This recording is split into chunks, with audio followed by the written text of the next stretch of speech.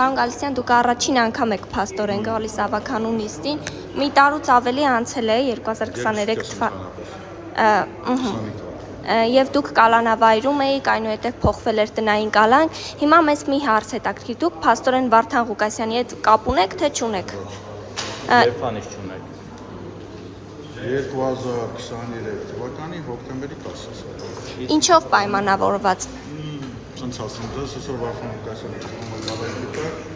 փորձեմ իրանից տարբերվեմ, այն ինչ-որ ինքը փորձել է եւ արել է իմ հանդեպ, նույնիսկ ես իհարկե չեմ կրկնի։ Դուք ձեր կուսակցական ներողություն ձեր կապը խզելով հիմնավորել եք, ասում եք Վարդան Ղուկասյանը ունի Ռուսաստանի Դաշնության քաղաքացի։ Նա էլ ասում էր, երբ որ Արտակ Գալստյանը թղթերը տարել ներկայացրել է, չի տեսել, որ Վարդան Ղուկասյանը, այսինքն ինքը ունի ՌԴ քաղաքացիություն։ Բնականաբար չեմ տեսել։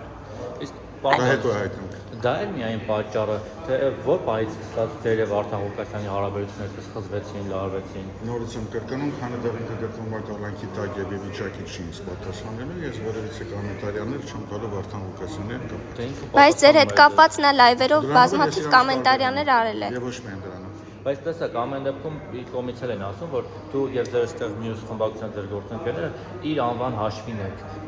դարձել ավականու անդամ, մանդատ ստացել։ Հա, ասենց ասում ես 58 տարեկան եմ, Վարդան Ղուկասյանը 45, երբ որ ես այս պետությունում եղել եմ, ինքը դեռ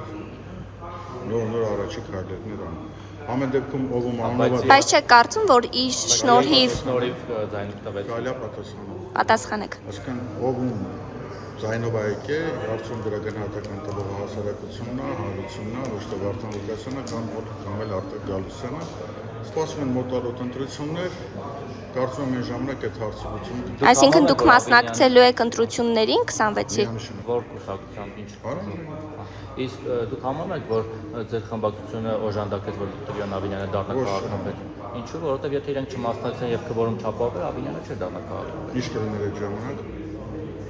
Չենք ունենա քաղաքապետ, որի անունը Տիգրան Ավինյանն է։ Նորից կգնայինք ընտրություններին։ Դուք ոնց եք ուզում, դուք ուզում եք, որ Ավինյանը դառնա քաղաքապետ, ուզում եք, որ հարց եմ տալիս։ Ինչ-որ մեկը կասկածում է,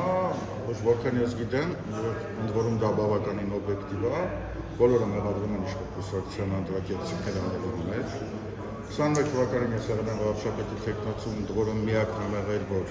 Սահմանադրական դատարանից հետո բողոքը տարել եմ ասում եմ Եվրոդատարան, այսինքն անդրակերտցիքների ամբողջ պրոցեսը բիզնես դա ոչ մեկ չգիտի եւ մեխանիզմը նույնպես։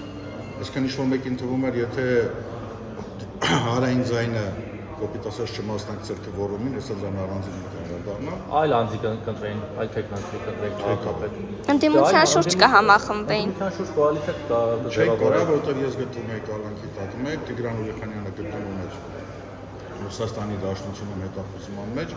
ձայների քանակով չէի կա։ Լավ, հիմա դուք ԿՊ եւ Ավինյանի կողմ եք թե դեմ։ Բնականաբար Չէ։ Բայց ձեր գործողություններից Ձեր ֆրակցիան քանի անգամ իր նախաձեռնություններին կողմ եք հրաժարվել, այդ թվում օրինակ կարմիր գծերի մասով, կամ նպաստել առնվազն, կամ պասիվություն է ցուցաբերել, որ ձեր հարցի պատասխանեմ սենց այսօրվա գործող իշխանությունը անհիմն կալանավորել է ինձ, որդուս, կնոջս, հարցս մինչև հիմա հետախուզման մեջ է։ Եթե այսքանից հետո ինչ-որ մեկը մտածում է, որ Արտակ Գալստյանը կարող է լինի քաղաքացիական պայմանագրի հետ, ես ընդհանուր բան կարող եմ ասել, որ այդ մարդուն ընդդուք ջարժը համակարգային խնդիր։ Դրանով այդ հարցը ես փակում եմ։ Ինչ վերաբերում է կարմիր գծերին եւ մնացածին,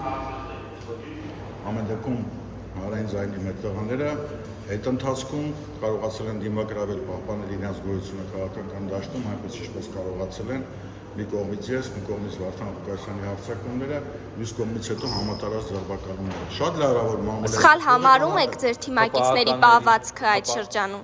Սխալ համարում եք ձեր թիմակիցների պահվածքը եւ գործունեությունը։ Թիմակիցների եւ նրանց պահվածքի դա ներքին կուսակցական խնդիրն է, չեմ կարծում, որ դրա կարիքը կա, որ մենք դա բարձրացնենք։ Նկատի ունեմ ԿՊԱ-կանների նախագծերին կողմ քվեարկելով կամ դրանց անցնելու նպաստելով իրենց քաղաքական գոյությունը պահպանել։ Մեր համար գոյություն չունի ԿՊԱ-կանների նախագծեր, ամբողջ խնդիրը կառավարման դրանով, թե նպատակ նախագիծը որքան համահունչ Երևան քաղաքին։ Եթե համահունչ է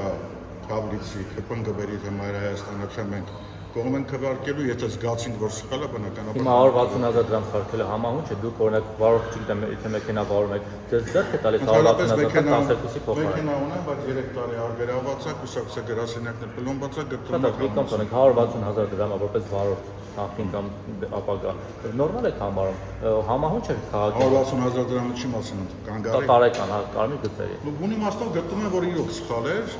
բայց նաև սխալ է 12,000-ը, նաև երրորդը կարող եմ ավելացնել, ինչ վերաբերում է խցանումներին, հաստատ կյանքն էլ ցույց տվեց, փորձն էլ ցույց տվեց, որ